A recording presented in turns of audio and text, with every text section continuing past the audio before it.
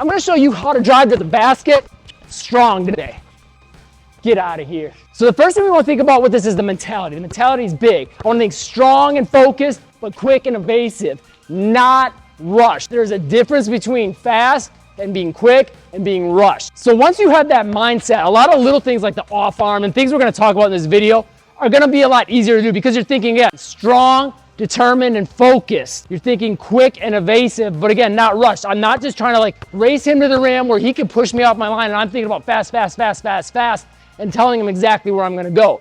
Having some unpredictability in the mix makes it a little harder for him to jump in front of me because he's got to be careful too that he doesn't pick up a foul. So in terms of tactics with being strong, a lot of it starts back here. Now, most of what I'm going to give you in the rest of the video, we're going to talk about more once we get in here with your pickups, your gathers, your layups, your footwork, that kind of stuff. But out here, if I can start getting some contact, I can start to veer him out. So we want to think about trying to, like, if I can get a straight line to the basket. So there's a couple things I can do for that. Number one, I can just get nice and tight here and stay on my line and be strong. But number two, if I'm a little bit quicker than him and I know I can maybe just get my foot out here without him moving, I can get more of this straight line here and have that contact happen a little later. But what I want to try to get either right here or from a setup is to get that straight line to the basket and hold that line. And if anything, I want to think about trying to get to the middle of the rim, not out here, here. So now I got options to come here. I can maybe bump him out, or if he gets a little more contact, he's able to push me out. I still got this angle here. Next thing we really want to make sure when we're talking about being strong is our 1-2 jumps are solid. We want to think about on the left side, I did left-right footwork there, and what that opens up for me is ability to create contact and have a more stable base, but I also got millions of options, which is why it's preferred over the one-step jump generally, or the 1-foot jump, I should say.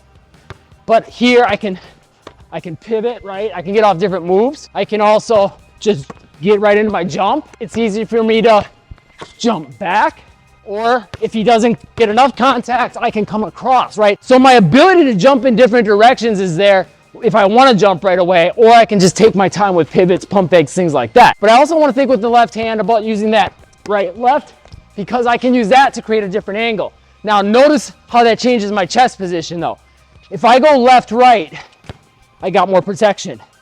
If I go right-left, it turns my chest to him, but it opens the ability to extend past him, or if he jumps this angle, I can get out here or kind of slow on my jump and jump more up as he's jumping forward. And again, all the pivot stuff's there. Similarly, I also have my jump stop. Now, I personally prefer the 1-2 into the 2-foot over the jump stop. I know a lot of coaches like the 2-foot jump stop because from this, I can pick my pivot foot, right? If Jason decides to jump back here, I got this pivot foot. Or if he decides he wants to jump in front of me here, I can still use that pivot foot to get back here, but if I'm more comfortable stepping out here, I can do that, right? It's opening different options for pivot feet. I just prefer the 1-2 because you can keep that momentum going better versus when you're doing the jump stop, it kind of forces you to stop a little more and it's hard to really go from that 2-foot landing and continue to the hoop. And personally, for this, contact feels okay, but I would much rather have the 1-2 because if you notice with the 1-2,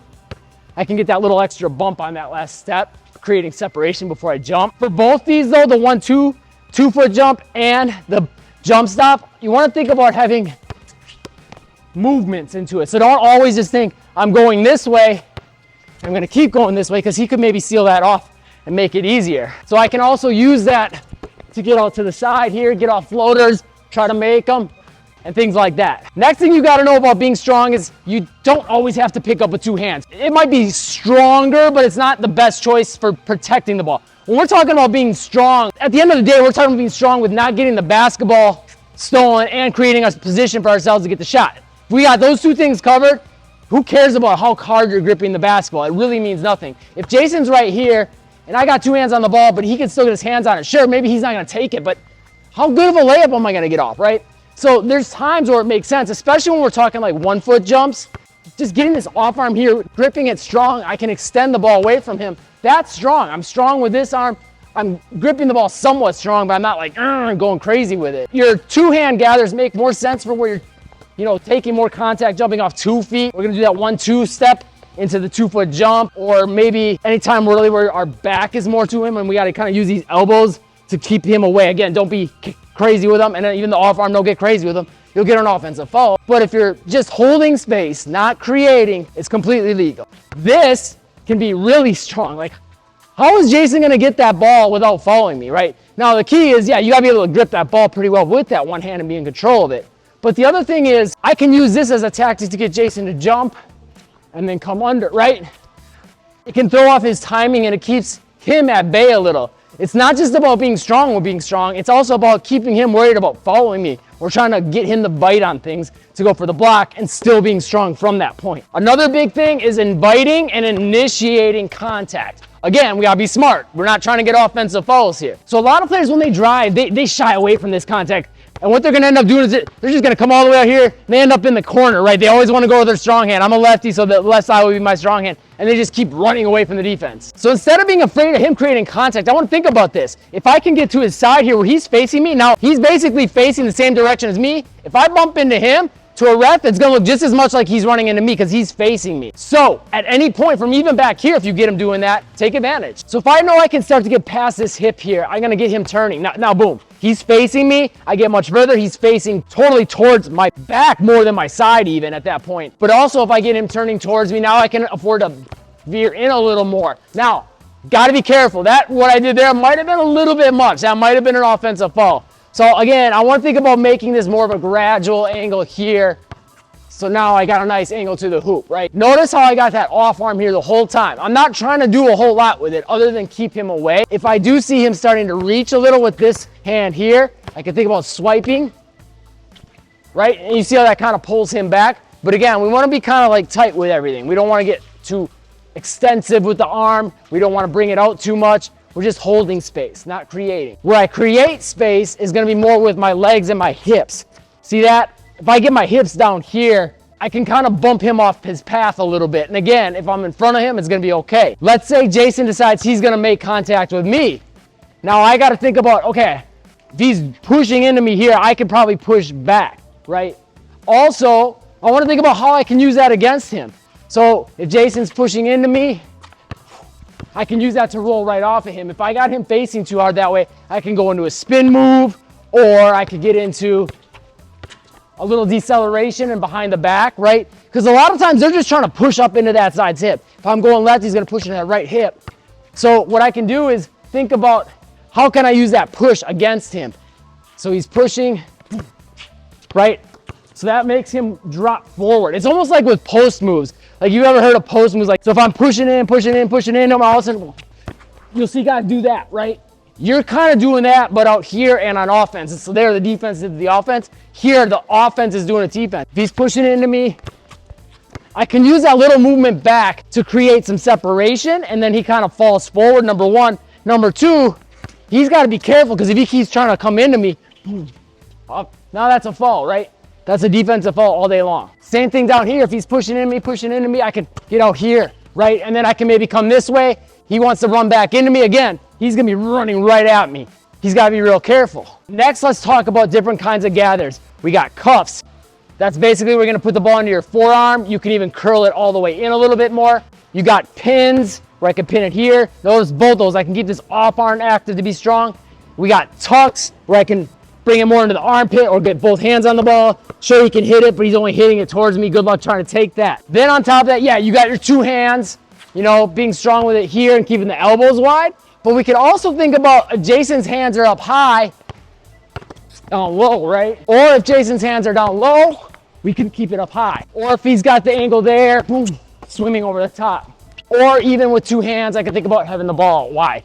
Big thing with all these though, rewind all those, watch those, practice them. Cuff, pin, one hand pick up with the off arm, two hands low, two hands high, two hands wide. Practice them with your layups, different kinds of layups. They don't just come by thinking about them and okay, maybe I'll try them. It might work in a game, but practice is key. Another thing we could think about is Jason's always trying to make this contact, right? So I can kind of slow down, Eklund, gonna take that contact and then get a little burst. Speed bursts are great. Especially when you got defense that thinks like you're gonna go and try to be all tough the whole time. So he thinks we're playing tough. And all of a sudden I can get my two quick steps off. Or even it's just that last step sometimes. If you can get that last step off, just using that speed burst. Or that can happen up here, right? We're kind of being physical here, physical. and all of a sudden I throw a burst in when he doesn't expect it. That's a lot of what goes into being strong with your drives to the basket. But there's one other thing that's really important, and that's when we're trying to have a race to the rim, I can slow down and get the shot off, right? Slowing down on your last 2 steps. So that 1-2 step that we talked about before, the jump stop is good for that. But even off 1 step, we're here, we're contact, and then I'm trying to be fast, and I know he's trying to anticipate. I can just literally chill out on that last step, which is legal. A lot of people think it's not. But even, like what you'll see a lot of players do is, it'll be like a fast and then a slow step before they get up into that shot. That's gonna throw a lot of their timing and positioning off. Plus, I'm in better control, so I can be strong. Boom, I got good control now. And Luka, like he was saying, Luka does this a ton. He'll just slow down, the guy's moving back, and a lot of times if you can also get that contact on those 2 steps, that's gonna kind of bump him back, and then I go slow, and that's where the separation happens. One other thing we have to talk about is being strong isn't always just about being physically strong, it's also about being mentally strong, right? So be smart, use your advantages. If you're quicker than them, use that to your advantage. If you're shorter, there's an advantage to being short and keeping the ball low. There's an advantage to getting the ball high. There's an advantage to having more skill. Also, even just, being evasive. Like if I'm quick, I can use little steps to throw him off. I can think about Euro steps, fades, using, floaters and things like that where I have a skill advantage. That's strong too. It's about strong mentality. It's not just about, everyone talks about finishing strong and like, you gotta finish strong. Sure, you do.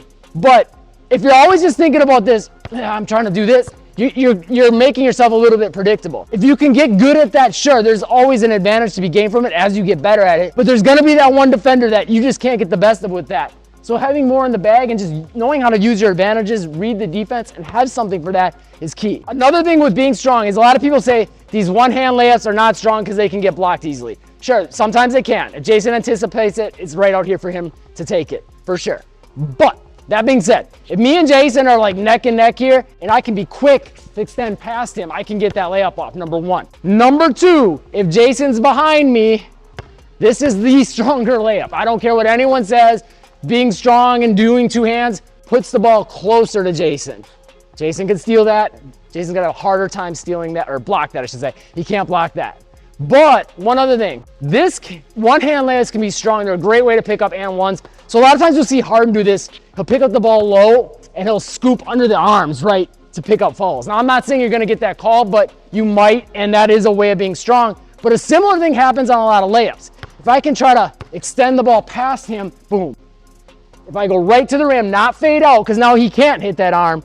Being strong could just be one hand, but going to that rim and allowing that contact to happen, that's another way of being strong. One other thing that added with the mix with that, thinking about your one hand going to 2, back to 1, or to the other. So example, I'm gonna come here, show the ball, Jason might hit me, I can jump, regain control of it, because it's gonna be hard to do that when he hits me, and get it back to 2 to 1. Or I could be here, and going to the other hand, right?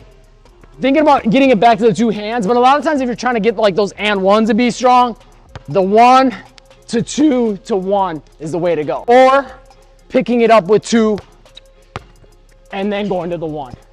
So look, we covered a lot in this video, but if you really want to take this next level, I got 3 of the biggest things that'll keep you from scoring in games, pinned to the comments. Also, Jason's a skills trainer in the Orlando area. Check out his channel, it's pinned to the comments. And here's another video on specific layups you should master if you want to be unstoppable in games. But rewatch this video, there's a lot of gems for you. Check it out. Make moves today.